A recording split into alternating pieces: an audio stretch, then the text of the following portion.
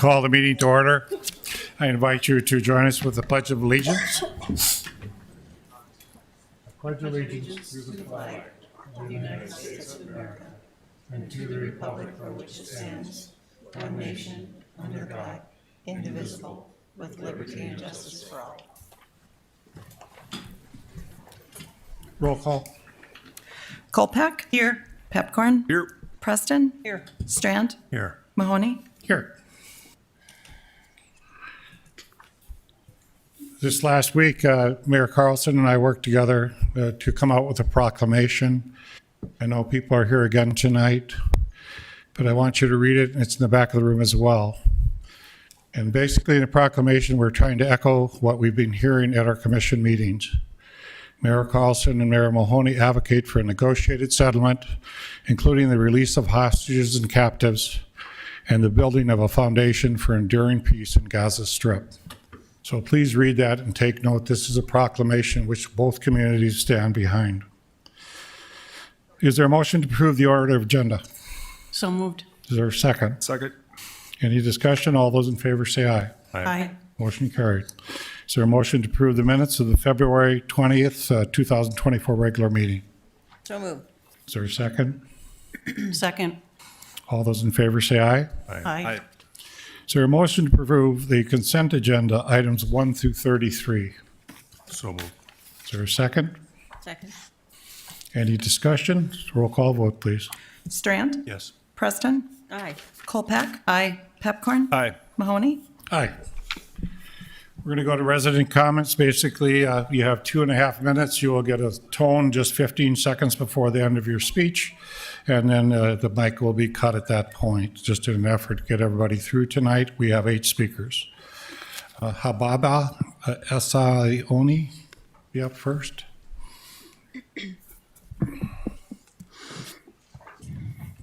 On October 16th, the Fargo Human Relations Commission was created. And on December 27th of 2021, it was renamed the Fargo Human Rights Commission. Human rights are the principles concerned with equality and fairness. They are meant to uphold our freedom and protect us, but how can you expect your community to treat others as equals when their representatives have proven time and again with their neutrality that human rights stand no chance in the face of money and power? You may recognize the following victims as numbers on your screen, but we know their names. We've seen their faces. We have learned their stories, and we will never stop until the whole world does too. This is 7-year-old Sidra. On the 12th of February, she was murdered by an Israeli airstrike that left her body hanging by the ruins of what was left of her home, with severed legs and missing pieces. This is Wadia, a 14-year-old boy who was shot by Israeli forces in the occupied West Bank. They confiscated his body and denied his father the right to see him, to say his last goodbyes. This was soon to be bride Shaimat. While she spoke on the phone with her fiancé, Israel warplanes targeted a safe residential building without warning, signaling the end of a love story and the beginning of heartbreak. This is Hamza, a journalist who spent his last days documenting the truth, but the truth scared the oppressors, so they got rid of the oppressed, and they left behind a mourning family and a broken dad. These are only 4 of the 30,000 stories and more to come. Were they not human? Did they not deserve rights? What color do they need to bleed for you to see their wounds? What language do they need to speak for you to hear their pain? Mayor Tim Mahoney was the first to acknowledge Palestinians' rights to their human rights, and for that, we thank him. But we are here tonight to bring about a greater change, to ask the rest of the commissioners to deem Palestinian lives equal to their own, to think of Palestinian children as their own. You may not be able to go back and change what you did or didn't do, but you can change the fate of so many other people. You can learn their stories. You can fight their battle. You can call for a ceasefire to end their misery and protect their rights. Kyle Feldcake.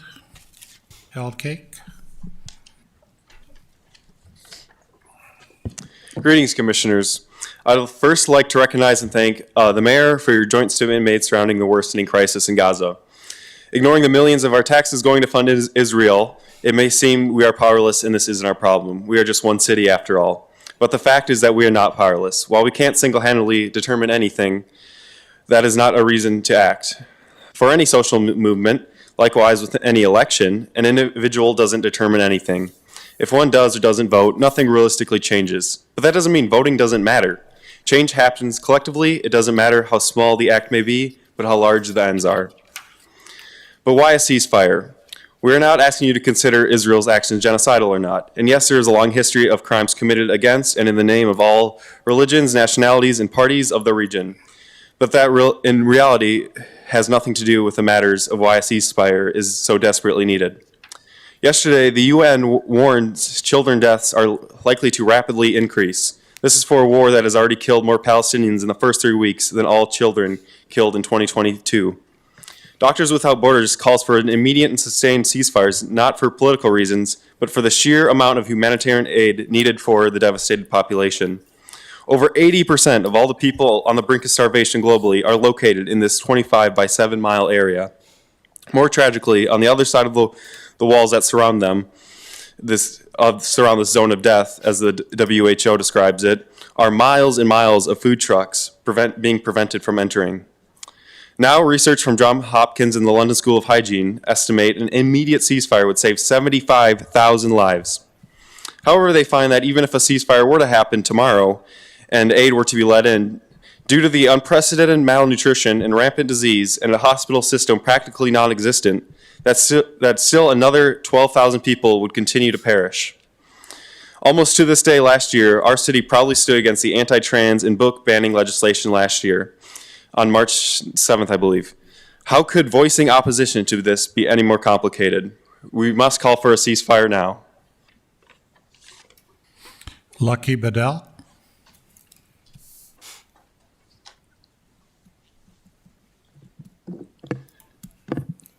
Dawn broke on our heads. Endings were cut down to size. Our little ones' feet rapidly turned towards the sky. Time set itself aside and places shut their eyes, like a child with words that gray behind her lids. Ceilings tumbled waterfalls of stone, and under the rubble the last perceived image hangs, a final painting sculpted on our faces. Alone we grow old tonight, weave hours and wear them, gobble the terror that runs down our kids' mouths. Who will devour our rusted lips? This poem, written by Ruan Hussein, a Palestinian poet, puts into words a vivid description of day-to-day life in Gaza right now. We have surpassed the point of justification of the horrific acts committed by Israel and the United States government, and we have surpassed the point of begging for those in office to listen to us. The purpose of City Commission is to represent the city it serves, more specifically, its people. In this room today, you have your citizens of all races, genders, religions, and cultures showing you what matters to us. For the past few weeks, while we've pled our case to call for a ceasefire, sitting right outside this room was the Hinamatsuri doll exhibit, a tradition dating back to 1927 in which the United States and Japan exchanged children's dolls as a symbol of friendship and peace after tensions heightened between both nations. Let those dolls be a reminder that peace and change can always happen, no matter how dire a situation becomes. Let your actions here today make a pathway to change. Lastly, let my generation who have filled this room be a reminder that we are just beginning our lives and we are just beginning our careers. We vow to hold those responsible for these atrocities accountable. We vow to hold those who choose to be neutral accountable. We vow to hold those who had the power to make change and didn't accountable. Thank you for your time. Allison Slavic.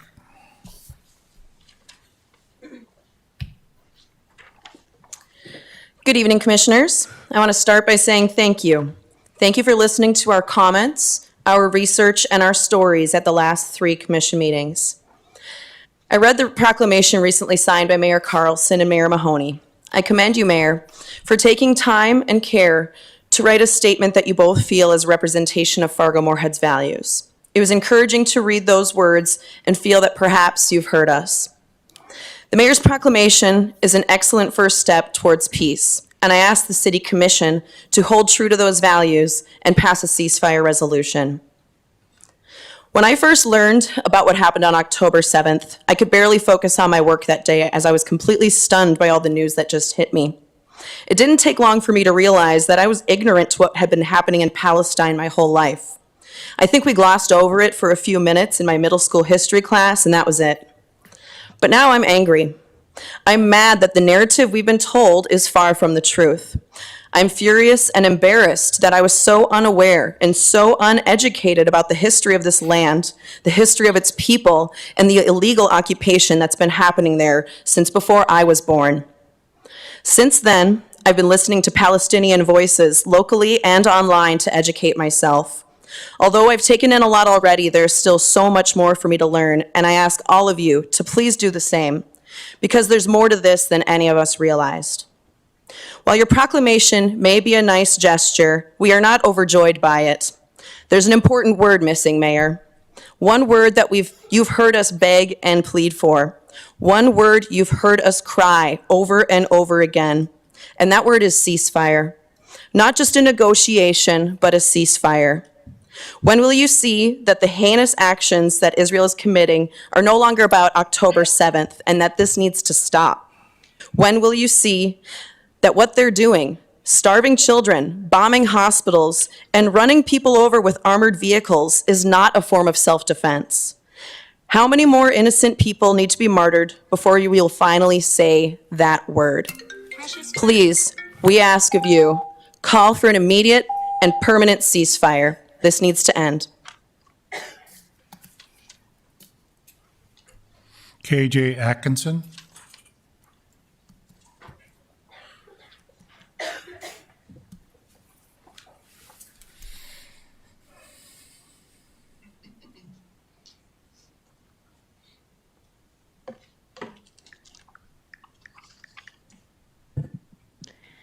Hi, I was very grateful to see the proclamation released by you, Mayor Mahoney, and Mayor Carlson on the 29th, and to hear both of your support for your constituents' desires. I believe it to be a great first step on our way to call for a ceasefire and do all we can to bring about peace and a cessation to the violence. On the same day as your joint proclamation, the IDF committed a brutal and odious massacre where innocent, starving men, women, and children were sprayed with a barrage of bullets while trying to retrieve flour from aid trucks. While some managed to escape, at least 122 were killed and over 760 were injured. This heinous slaughter on innocents is not an anomaly, with similar acts of violence going on in the shadows for over 75 years. Often we hear that this all started on October 7th, but with even just a quick glance at the past, both recent and distant, we know that not to be the case. During the first 8 months of 2023, incidents of settler violence against Palestinians and their property reached their highest daily average since the UN started recording this data in 2006. This trend holds true not only in Gaza, but the West Bank as well. According to Doctors Without Borders, quote, even before Hamas's attack on October 7th, Israeli forces had already killed 205 Palestinians in the West Bank that year, while settlers were responsible for 9 more killings, end quote. Another example of Israel using extreme, vicious, and unjust attacks against civilians took place at the end of 2018, leading into 2019 during what is known as Operation Cast Lead. For 22 days, Israel led a full-scale, indiscriminate assault on Gazans after what had been a 6-month ceasefire. Independent human rights organizations from both Palestine and Israel reported over the course of these 3 brutal weeks, Israel killed between 1,385 and 1,419 people, the majority being civilians and at least 308 being children. This is a stark contrast to the 13 Israeli deaths, 3 of which were civilians. According to Institute for the Middle East Understanding, Cast Lead was primarily executed in 2 phases, the first being the 1-week-long near-constant aerial bombings that began as a surprise attack, followed by another 2 weeks of both land and air invasions. Israeli forces have long used disproportionate measures, in this instance killing at minimum over 100 times the amount of Israeli casualties sustained and utilizing F-16s, Apache helicopters, and unmanned drones. I bring up Operation Cast Lead for 2 reasons. 1, to draw attention to the habits of Israel regarding their routine aggressions against Palestinians, and 2, to demonstrate why calling for a sustained ceasefire is so essential. We've repeatedly seen the mass amounts of innocent lives lost when these ceasefires end, both in this example and the temporary 6-day ceasefire we saw in November. According to Euromed, there had been approximately 20,031 Palestinians, nearly half being children, slain going into the ceasefire on November 24th, and by December 1st, at least 21,022, nearly 1,000 more Palestinians were slaughtered. This is why I believe it to be imperative that the cities of Fargo and Moorhead take it one step further by calling for a lasting ceasefire and passing the resolution. Thank you. Adam Al-Mohammed.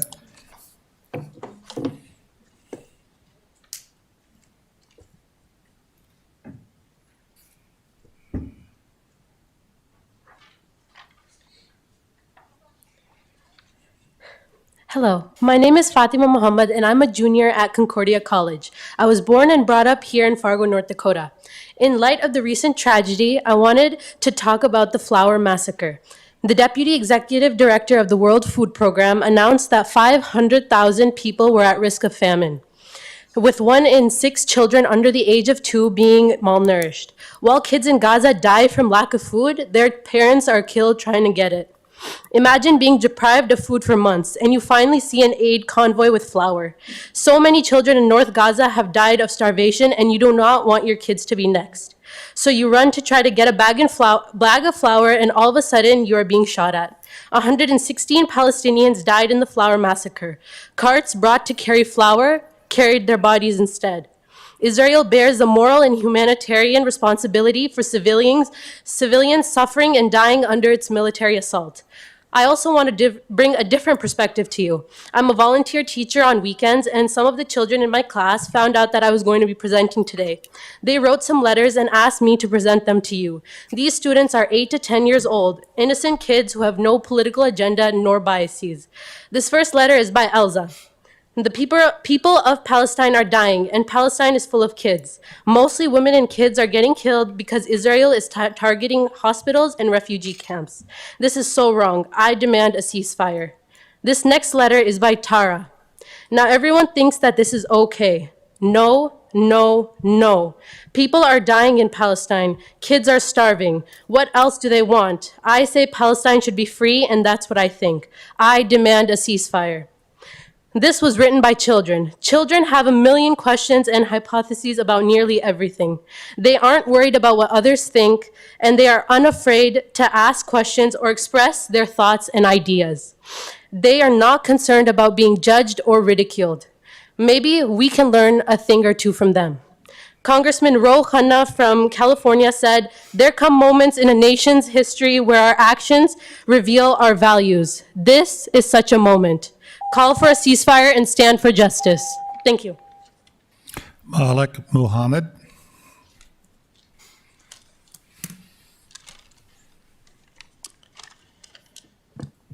Thank you for allowing me to share my thoughts with this respectable forum. I am a pediatrician serving this community and its children for the last 6 years. As a pediatrician, we are taught to empathize with parents and to try to imagine how they feel by putting ourselves in their shoes. I'll not share statistics today because everyone knows there are 11,500 children that have been killed in Gaza as of February 4, 2024, quoted by Israel's own newspaper Haaretz. What I'll share today is what a parent in Gaza feels like. A 38-year-old mother says that sleep is all that can distract her children from aching hunger gnawing at their bellies. One mom says they are weak now, they always have diarrhea, their faces are yellow. Another mom says, in the shelters, there is not enough food. The sun sets on us and we haven't eaten breakfast. There are no drinks, no clean water, no clean bathrooms. The kid cries for biscuit and we can't even find any to give her. Another mom says, quote, we woke up with the dust bombing on our faces and bodies and smell of gunpowder and dirt. My kids crying and shouting all day because of bombing, and we feel helpless, afraid. A mother was writing her children's names on their arms and legs so she can identify her bodies after they get bombed. Her children asked her why she was doing it, and she said, quote, I tell them it is for their safety and protection. As a parent, preparing oneself physically and psychologically for the worst to happen is exhausting. Can anyone in the world bear the thought of what our children are going through? Unquote. As a human being and a member of the same species, we can do better, much better. Thank you. Wes Philomate.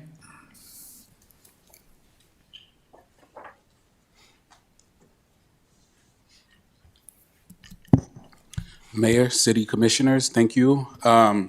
A few City Commission meetings ago, I came forward with the Discrimination in Policing Act.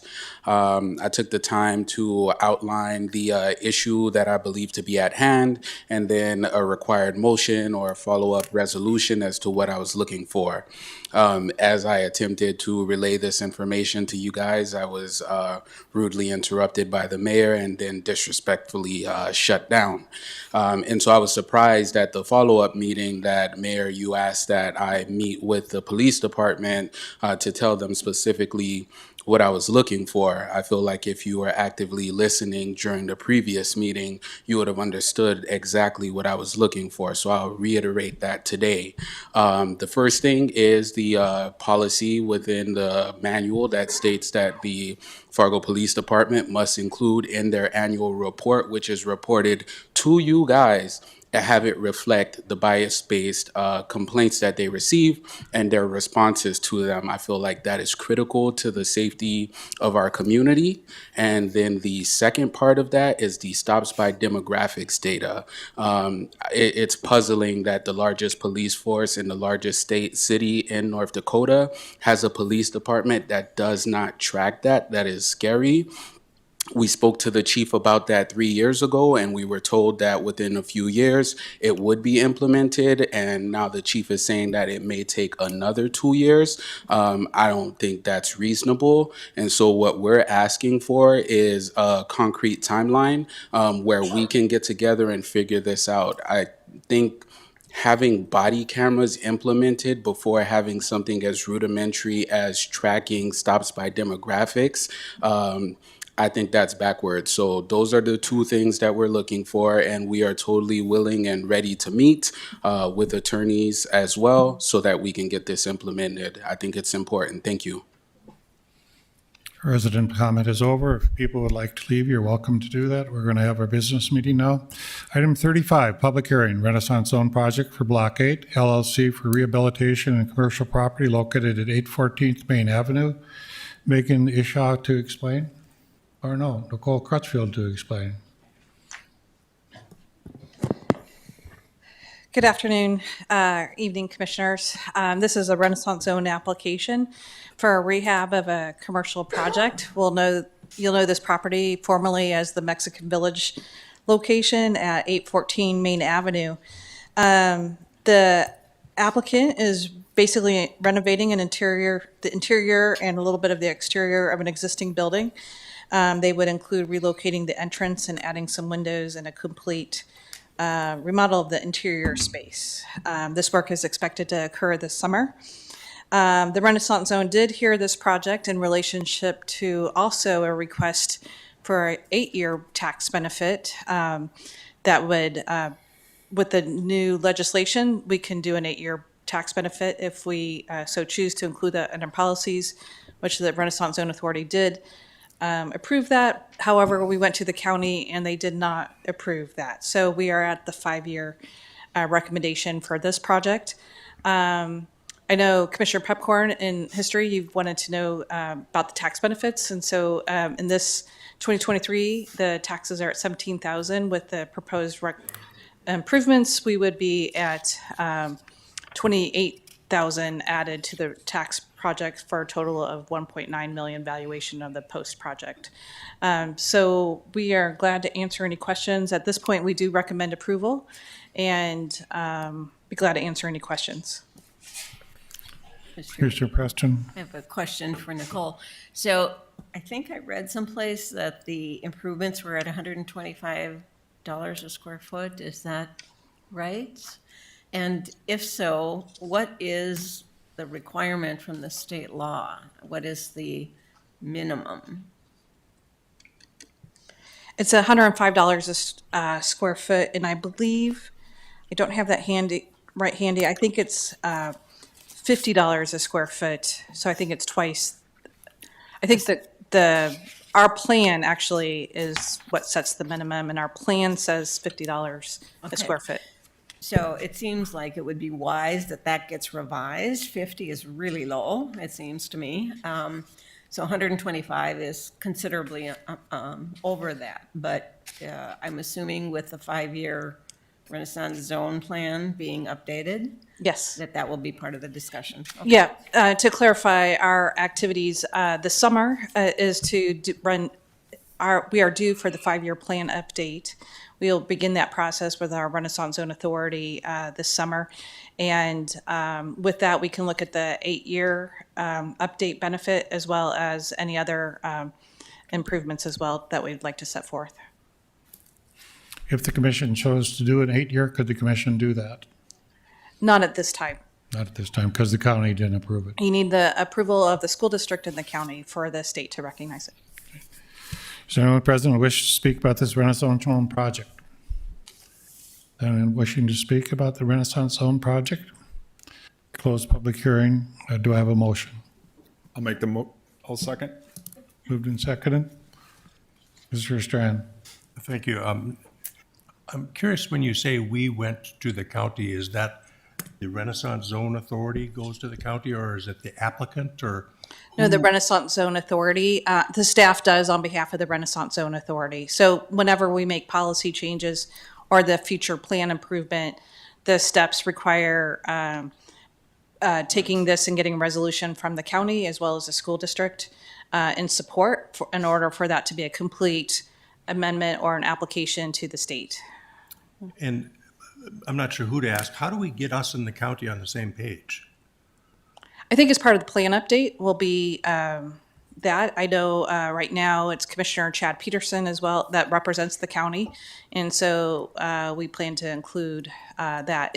I would say while the county did not actually vote on this at their meeting last month, I would say it was unanimous that they would not engage in this discussion for this specific application. Any other discussion? Roll call vote, please. Preston? Aye. Pepcorn? Aye. Kolpak? Aye. Strand? Yes. Mahoney? Aye. And Mayor, somehow we need to revisit this with the county and say, our request was for 8 years and state law allows 8 years. I mean, it just shouldn't die out there like this. Mr. Chairman, if I Commissioner could add. Preston? So there was discussion inside the Renaissance Zone Authority about us identifying, before we would move forward with anything, us identifying what would qualify for an 8-year, what would qualify for a 5-year, maybe even some projects qualifying for a 3-year. So I think we need to do that right alongside if we move forward with this 8-year exemption. So that'll be a discussion planning we'll have with the commissioners. John? Good. Yeah, okay.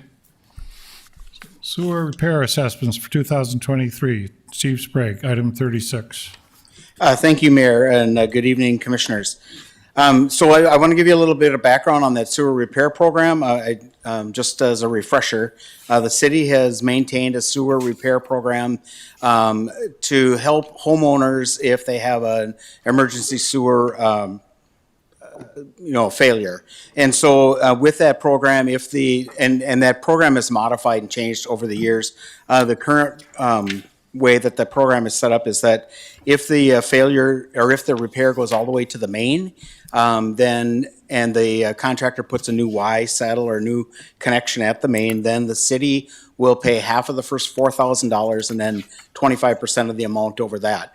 The purpose of that is to try to cover the costs of digging in the street. And then the balance then can be put on the homeowner's assessments, and it's a 15-year assessment, and the interest rate is at 5%. And that's what we're bringing forward today is a list of the people that had their sewers repaired in 2023. There were 181 sewers repaired and a cost of $2.5 million. The average cost is like $15,000 to $18,000 right now to have that sewer repaired. Is there anyone present who wishes to speak to their sewer repair assessment? Is anyone present who wishes to speak to their sewer repair assessment? I'll close public hearing. Do I have a motion? I'll make the motion. Is there a second? Second. Any discussion? Roll call vote, please. Pepcorn? Aye. Preston? Aye. Kolpak? Aye. Strand? Yes. Mahoney? Aye. Special assessment for nuisance abatement fees. Steve Sprague to explain as well. So typically, we do our nuisance abatements in the summer, and we had a discussion internally as staff how we could better match the expenses with the nuisance abatement costs with the timing of it. And so these nuisance abatement fees are for the Dutch elm that were removed in 2023, also for the mowing charges from last summer of 2023 and code enforcement from last summer of 2023. And then the other part of the nuisance abatement is always our snow removal. And then last year, we saw that we added dog waste removal. And so we'll see those this summer as we have in the past. One of the things that we were finding was that property was changing hands. And so in order to kind of get closer to the time when the fees were incurred, we wanted to move this up and kind of split those nuisance abatement fees up.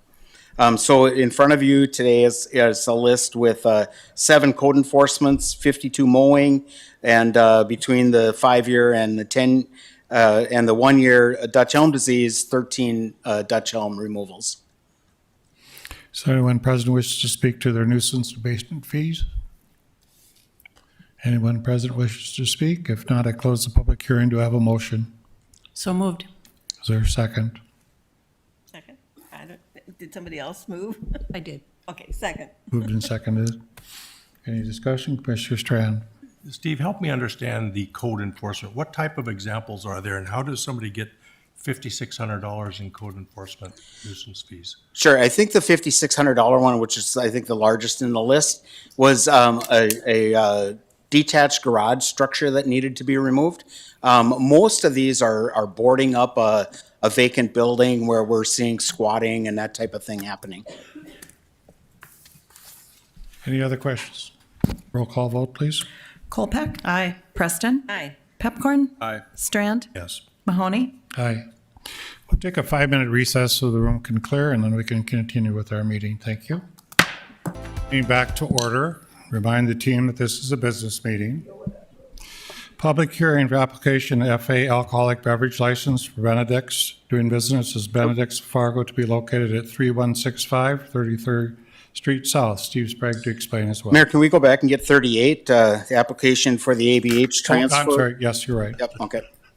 This is for Fargo Lodging Associates, doing business as the Hilton Garden Inn, Hospitality Hilton Garden Inn, located at 4351 17th Avenue South. Yes, thank you, Mayor. So the ABH is a 100-room hotel. It's a full-service alcoholic beverage license issued to a full-service hotel. This is an ownership transfer change. It's to a South Dakota ownership group. But the news that's very important to us is who's the manager and who's that local contact. And we see Tony Nasello rising again as the, a name that we're very familiar with. And he's going to be the manager here.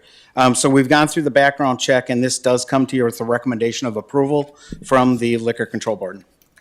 Is there anyone present who wishes to speak to the transfer of this alcoholic beverage license?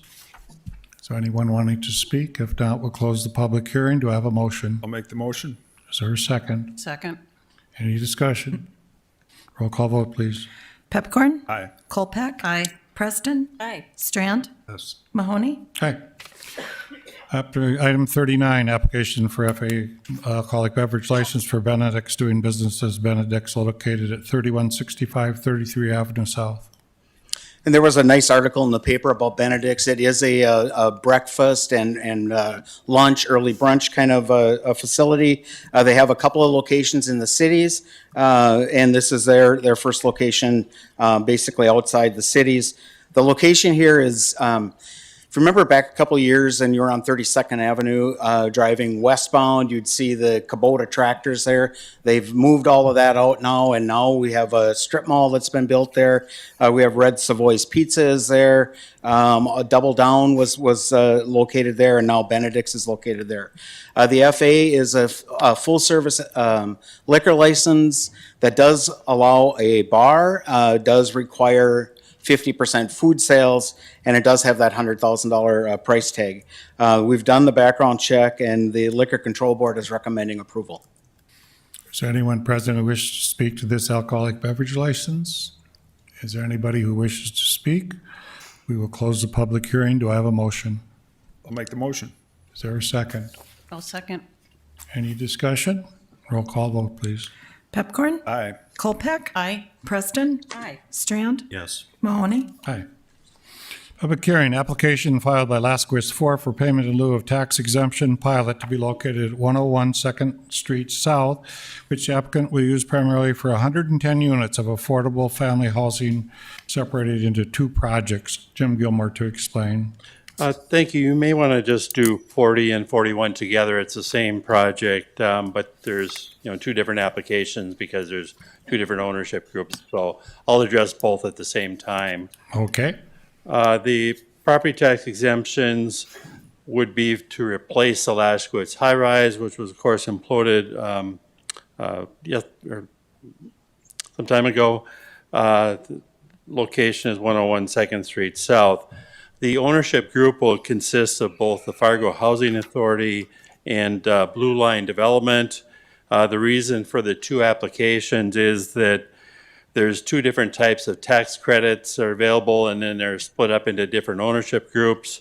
One is a 4% tax credits that is financing 83 of the units, and other 9% tax credits that are financing 27 of the units. The normally Fargo Housing Authority property, like other public property, is exempt from property taxes. However, because the Blue Line Development Group is involved, they are actually a for-profit group that'll be doing the syndication of the tax credits, and so they are taxable.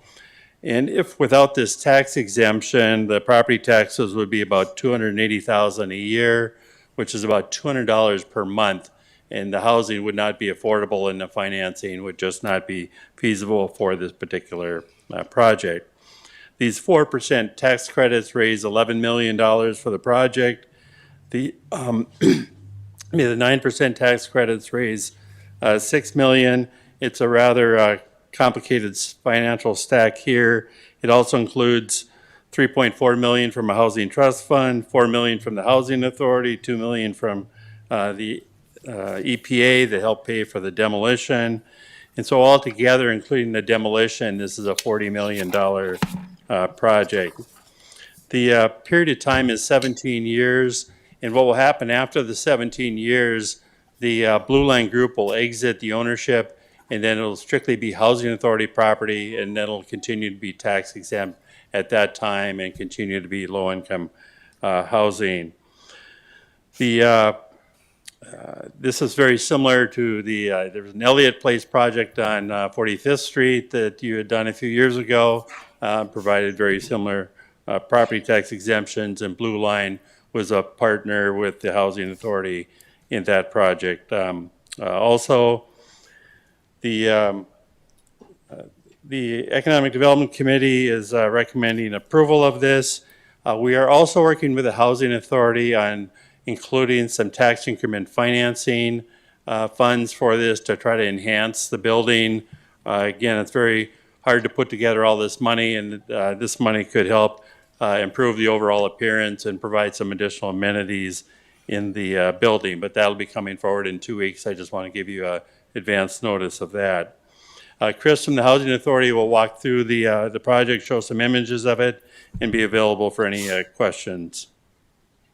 Wow, Mayor and Commissioners, thank you for having me here. I don't think I have anything to add after Jim, but I'll try anyway.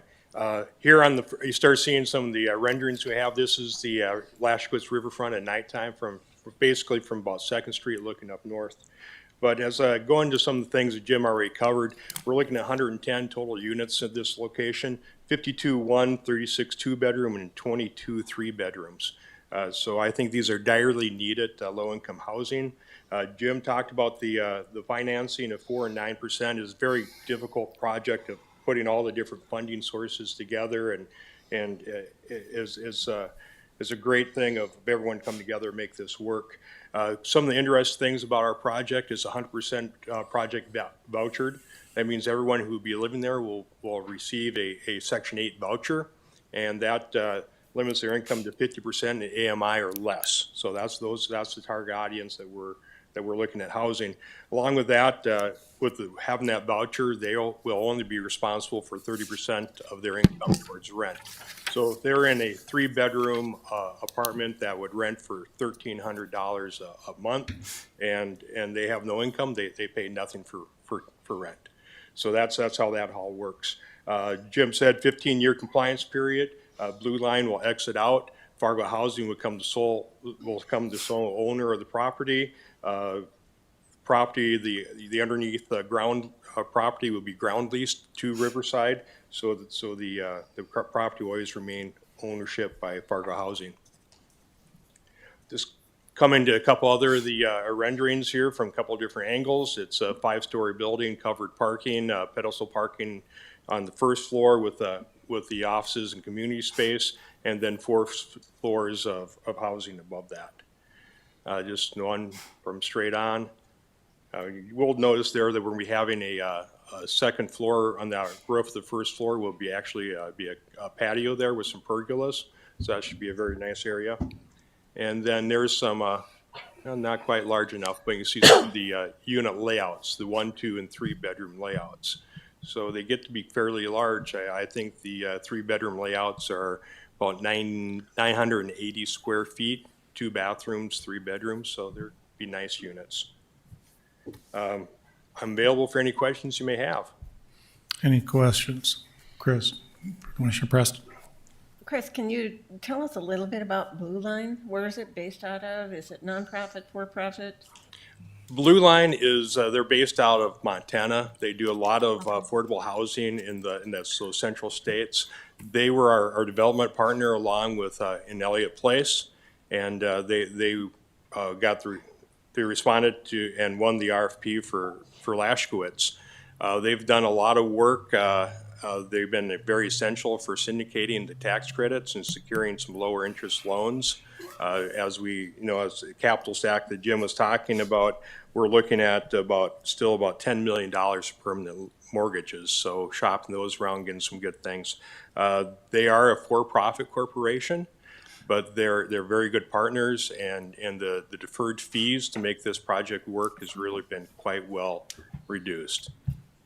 Commissioner Preston? If I could just ask a follow-up question. Is that the group that was involved in the artist loft, or is that a different company? No, that's a different company. Okay. Yep. Okay. Commissioner Strand? Thank you, Chris. Could you, for those of us who don't know what a housing authority is and what your role is and who you are, Certainly. and how you're managed in your relationship with the city, could you just give us a little encapsulated perspective so we have that in mind, Well, please? certainly. Being a housing authority, we have several different departments or organizations that we deal with. We have our public housing properties. We have roughly about 300 public housing properties, which include, Pioneer Manor, and we have scattered sites. We have about 200 scattered sites, which are individual homes and duplexes scattered throughout Fargo. That's where they get the name from. Along with that, we have our Section 8 program, our vouchers, and we have about 1,900 Section 8 vouchers, which these are vouchers you can go use at any market rate place, and you qualify by being 50% AMI or less. You pay 30% of your income towards that unit. Fargo Housing through HUD picks up the rest of that delta, that change in that rent. Then we also have the affordable properties that we're starting to build more and more of. We have New Horizons up north, which is the 100% ADA accessible, wheelchair accessible units there. There's 96 units there. We have Elliott Place, which is 84 units. We're building Lashkowitz, 110 units. We have Burrell and Colonial Building, which is up here in 4th and 4th. That's probably coming up in the next 5 years for some redevelopment. We have about 42 units there. We have units above Marge's Diner. We have just south of Mezzaluna. So we have units scattered throughout downtown area here also. So those are the two different things. We are a pseudo-government agency. Our board is appointed by the city commission. They're all residents of Fargo. We have four regular commissioners. They have one resident commissioner who participates in our programs. So we have that resident view on things that we do. It's pretty exciting work to be out here helping people and getting that affordable housing. I know most of you from my previous career when I was public works director in West Fargo, and when I made that change here, it's pretty life changing. It's a great business to be in. And lastly, thank you all for your service.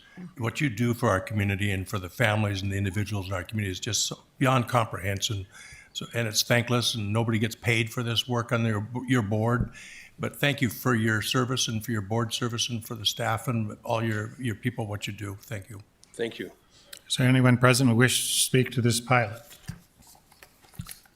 Is there anyone present who wishes to speak? If not, we'll close the public hearing. Do I have a motion for both item 40 and 41? I'll make the motion, and then can I add, Mr. Chair, how fortunate we are that where the site of the high-rise was, there was a lot of things contemplated being put there, including, different type of housing, but to have, obviously, this type of housing to replace that it's a great location, close to the bus service and all that, so I think we should be very thankful that that's what ended up going back there. And I think you'll agree that it's the security and things like that will be a little improved compared to the old one. And so there's many improvements that are going to be going on, but basically serving a similar clientele. Can you talk a little bit about that if you don't mind? Oh, no. I mean, the old high rise was an old model of how you did things. You warehouse people in that place. They had these tiny one bedroom units that were cinder block walls, and it kind of felt like a prison cell. And I think, when people are housed like that, they start getting that mentality. It was just too many people in one spot too. There's 247 people in this high rise, and it was just too cramped. So that concentration of poverty, I think, was a problem. But a new one unit here, it's like, so we have nice units where there's cameras everywhere. We're going to have that. We've learned through iteration of things to do, and we have our resident support services along with our new Lashkowitz. That's one thing that I didn't mention that's in there. We're adding actually a affordable housing resident supportive services. So we have a full-time individuals be coming in that would be working with all the residents, trying to find all these different pieces that they may have. They have problems with their rent, they have problems with food security, whatever those different issues are, they can try to line them up with the proper services. So just that coordinator go back and forth.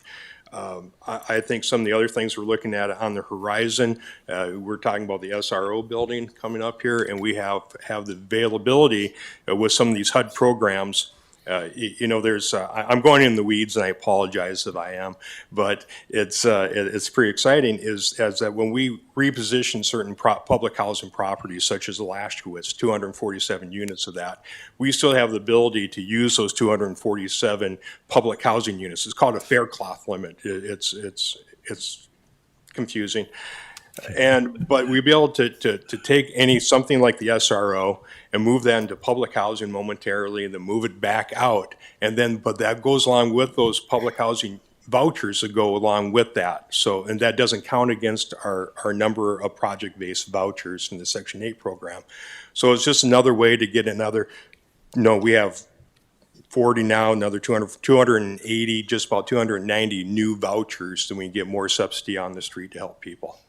So that's just kind of as we're kind of trying to gain some synergy and just move forward to just try to tackle this affordable housing issue. Commissioner Kolpak.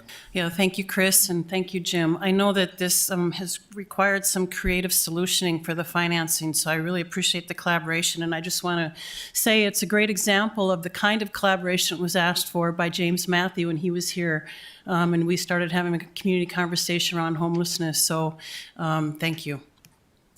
Any other discussion? Roll call vote, please. Need a second. I need a second. Who's my first? Oh, second. Preston? Pipcorn Preston, is that right? Okay, roll call vote now. Pepcorn? Aye. Preston? Aye. Kolpak? Aye. Strand? Yes. Mahoney? Yes. Item 42, a presentation by Gate City Bank regarding neighborhood revitalization program. Nicole Crutchfield to explain. And we have some representatives from Gate City Bank as well. Yes, we are very excited to have representatives from Gate City Bank with us today. They're here to announce an annual allocation and the $2 million for housing rehab programs. Just last year, in the 2023, we saw over 56 applications with 25 completed projects totaling $1.15 billion. The average, just some little fun facts, the average loan that was received last year was $46,000. And so we were very much glad for Gate City Bank's involvement, especially as interest rates and cost of construction increases so much. And with that, I'll pass it on to our representatives here. Hi, thank you so much for having us. I am Brandy Haugen, a retail manager at Gate City Bank, and I've got Christina Clark and Pam Krupke, who are the personal loan officers at our downtown Fargo office. So they're the face of everyone that's meeting with our customers and community members for this program. Gate City Bank, our core purpose is to create a better way of life for our customers, communities, team members. In this case, the key word there is communities. We're incredibly thankful for our communities we call home, and we're proud to invest in them so they remain beautiful for years to come. Today, I'm excited to share how we'll create a better way of life for our residents in the city of Fargo. This is one of our the Fargo Revitalization is one of the multiple similar programs we offer across our footprint and is designed to revitalize mature neighborhoods by helping homeowners make repairs and upgrades at low interest rate. In 2024, we're happy to allocate $2 million towards this initiative. And at this time, we would like to do a check presentation and hopefully a photo. We've got our giant check with us. And we'll open it up for any questions too. Maybe one quick thing to offer real quick too, just for those watching, the application deadline the application period will open around March 18th, and then it will run through the end of October. Information eligible for applications should apply to our office, or you can find the information online. The home improvements can range from $10,000 to $100,000, and for any other questions, they should reach out to the planning department. So we're excited because since this program started, it's $11 million that you have donated to our community, and it really helps people in remodeling and doing things to their home at a low cost. Do you have the big check? Do I get to bring it over here? Arlette will join me. Fire planning, did you want to say anything, Arlette? Yeah. Okay. Let's hold the check up. Yeah. Do it on the other side here.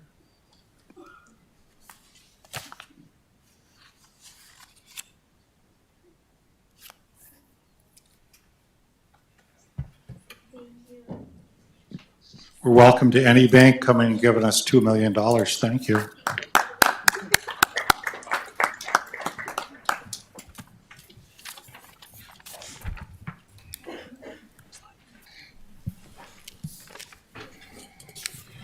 Next we have up is the presentation of the proposed Board of City Commission Governors policies. We started working with Dr. Schatz approximately 2022 and have been working on governance model and what the city of Fargo would like to do going forward.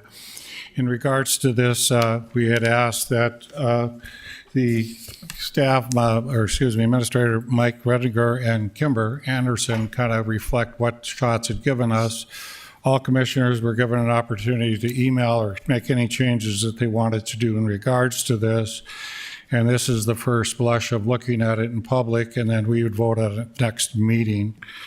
What we're trying to do is make some governance policies that have changed. We haven't done a lot on the governance for the city of Fargo for many, many years. And this is just an attempt to try to make it a sense of a business meeting and what the city of Fargo wants to do going forward.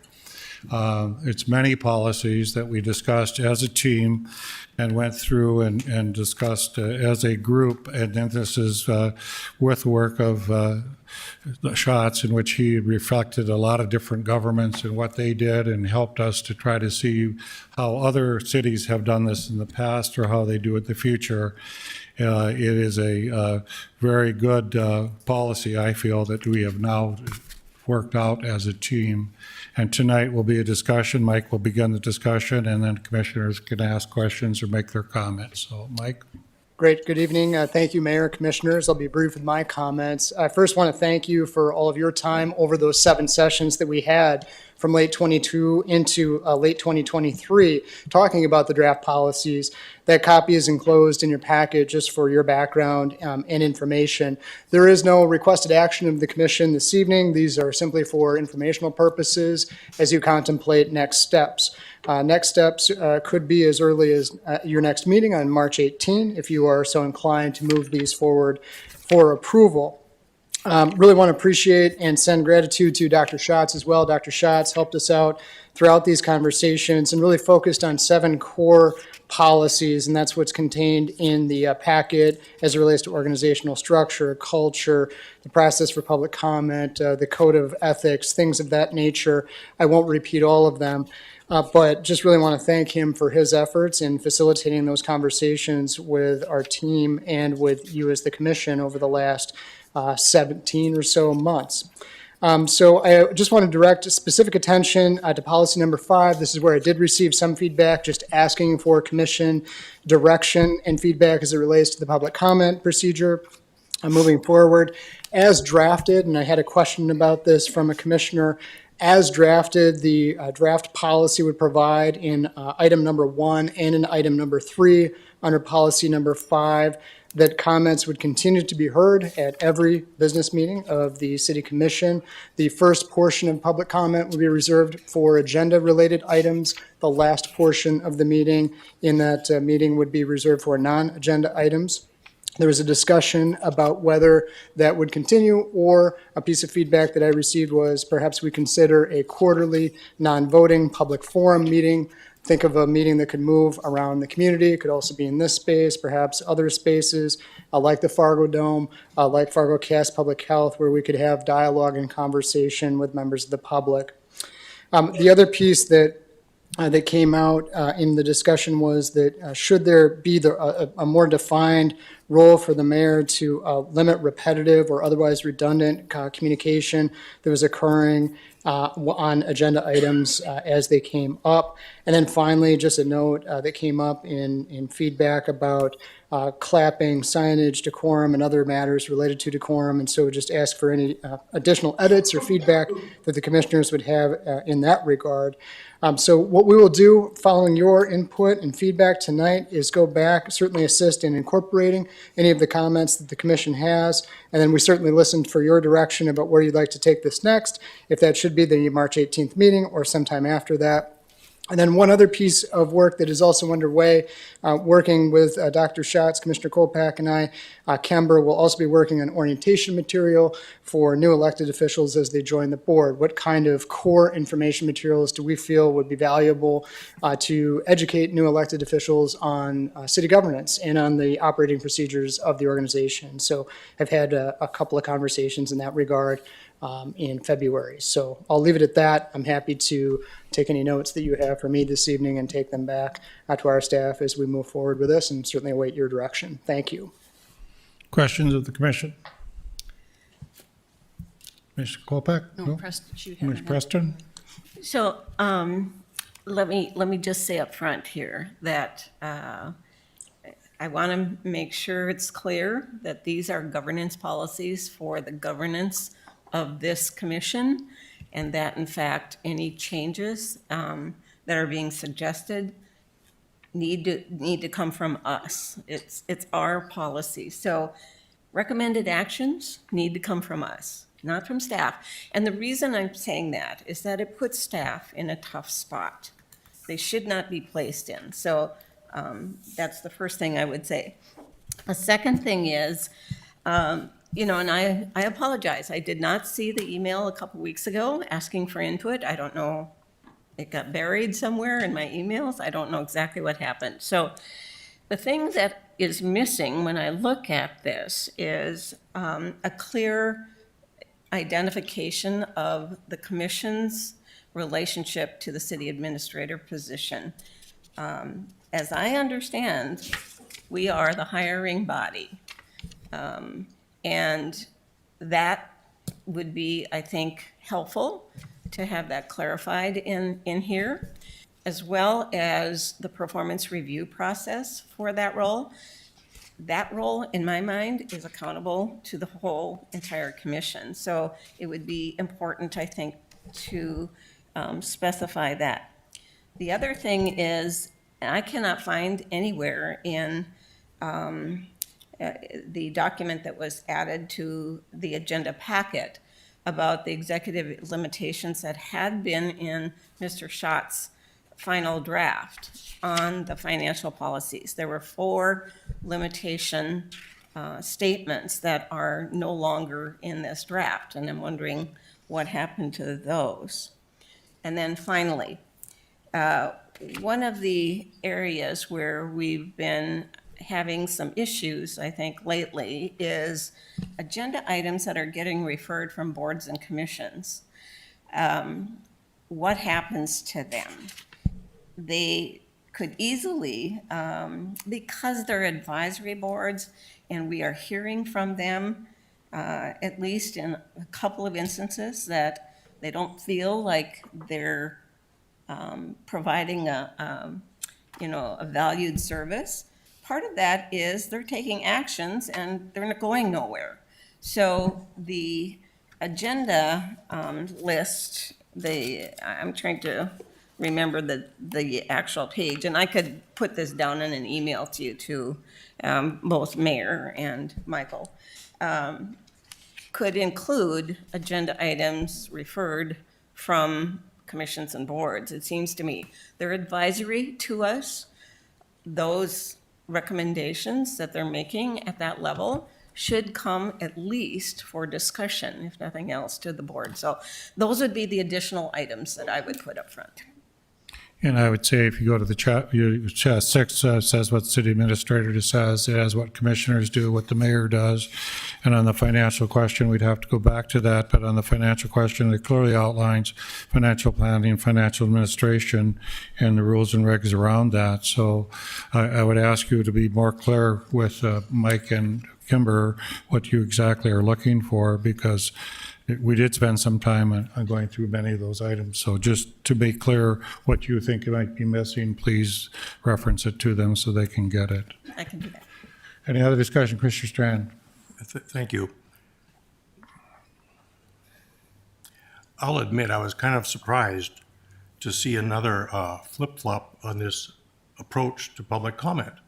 You know, we've worked this and worked this and worked this in our sessions with Dr. Schatz. And I thought we all landed in the same place, that we would have public comment at the beginnings of the meetings relative to agenda items that were on that meeting's agenda. And then we agreed, as I understand it, we agreed to allow public comment on other topics at the end of our meetings. Now, all of a sudden, somebody has flip-flopped that potentially. And I don't know who that is, and I don't know at whose authority. You know, this is a commission decision. It's not mine or any individual's perspectives. It's our approach and our agreed upon policy. And so I'm not in favor of any erosion of public comment. I'm okay with putting general comments not related to the agenda at hand at the end of the business meeting. I'll celebrate that. To eliminate them or to push them off into quarterly meetings is squelching the voice of the public. And why would we do that? Who wants to do that? And I want to know who they are. You know, so I'm not on board with that at all. I thought we had all agreed on that. Now we're seeing proposals that completely upend that. And either we go back to our group and work it through again one more time, or I advise the public, speak up now while you have public comments.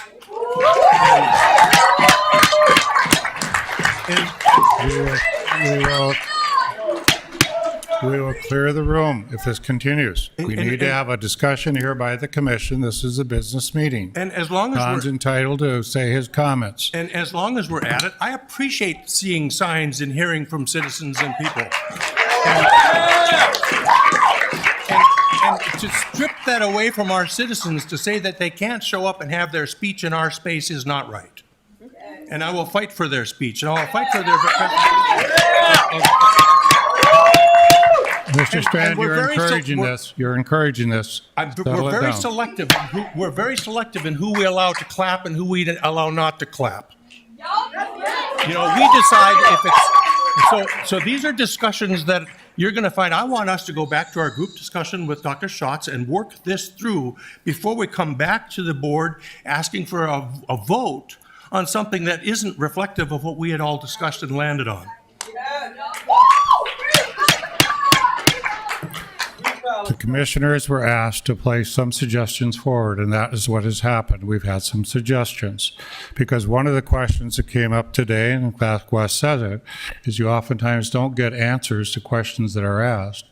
In an open forum in which you have a town hall meeting, people can get answers because the staff would be there to give the answers. What's wrong with the dialogue right now is people get to do their complaints, but they get no answers. So in some ways, it's an effort to get better communication. Every one of you as a commissioner has an email, phone that you are easily contacted with. Many of these people have contacted many of you as commissioners. We do have open dialogue with people and get that, Commissioner Strand. But just when somebody tries to try something different, I think we have to have a discussion about it and not go for grandstanding. Commissioner Kolpak. Grandstanding. I want both. I will not support eliminating the public comment on topics relative to their values. And pushing it off to quarterly means you'll see I won't support that. Commissioner Kolpak.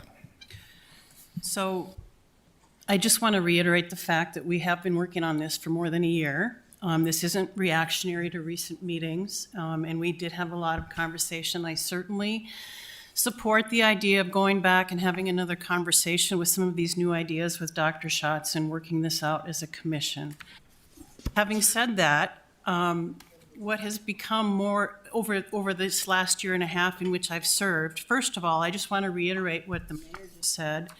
The citizens have 24/7 access to us today. And I can tell you I've taken every citizen request to meet. Some of you are here today to hear you out when you have a concern or an issue.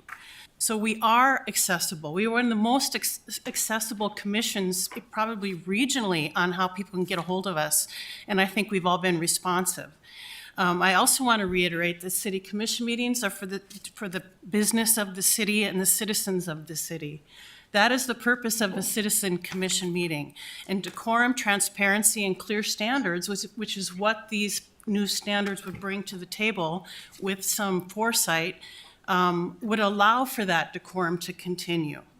I do like the idea of thinking differently about how we take general public comments, so let's explore that. But what's not working now is to get public comments. We don't know what's coming.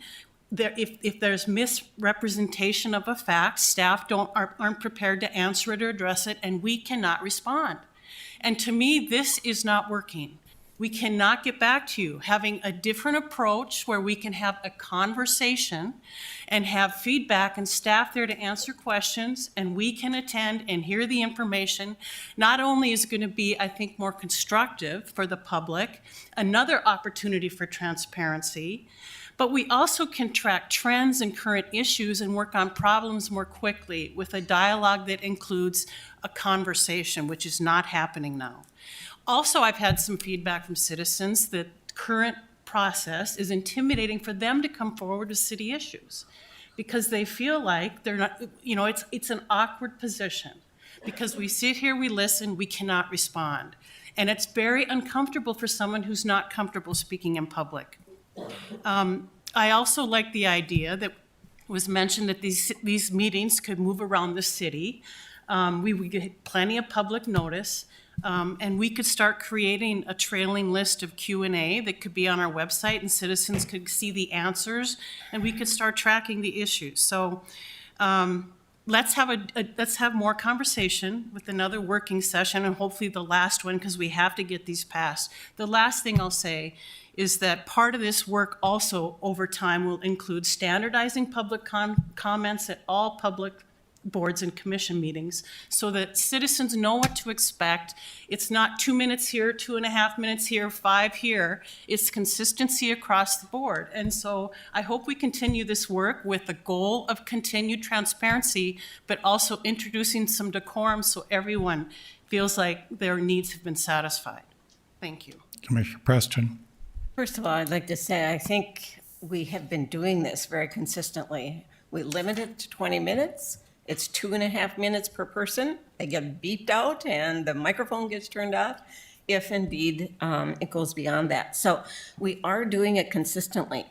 Now, the thing is, yes, people can certainly get in touch with us as individuals, and they do. The trouble starts when an individual who has that particular department or whatever the issue is impacting a certain department, it is supposed to go to the one individual commissioner that has that department in their portfolio. That commissioner can stop any kind of further conversation or action. And the only route then that individuals have is to make it public. And that's where I think there's value in that public comment period. So I agree. There needs to be structure around it. We need to be able to have our business meetings, but I don't see that that's a problem right now. So, 20 minutes at the beginning of the meeting is not that much time. And it provides for an opportunity for additional public conversation. And whether we can engage in it that particular evening, I go away and have further conversations with whoever's been at the podium. So it allows for all of us to know about conversations that are happening with one commissioner where that might not go any further because that commissioner does not want it to go any further. Mr. Strand. I move that we reconvene our working group with Dr. Schatz and revisit this topic and any other topics left in the balance. And then we come back with a finalized approach to share with the public. Is there a second? I'll second that. Any further discussion? Roll call vote, please.